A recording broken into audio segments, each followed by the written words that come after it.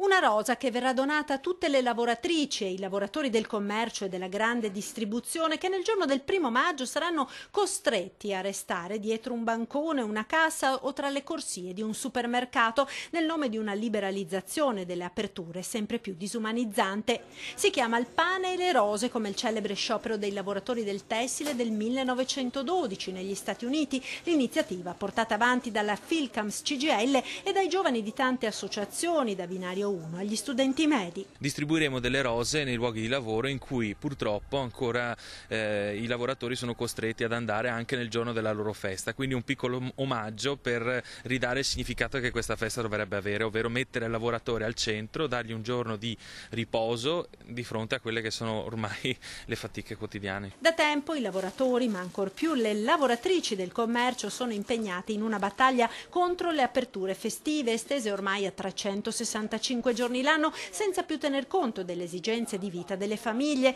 almeno nelle feste, soprattutto in un settore come quello del commercio e della grande distribuzione che vede occupate moltissime donne. E così la rivendicazione assume un significato ancor più importante nel giorno della festa dei lavoratori, il 1° maggio. Purtroppo sembra che in Italia non possano più esistere delle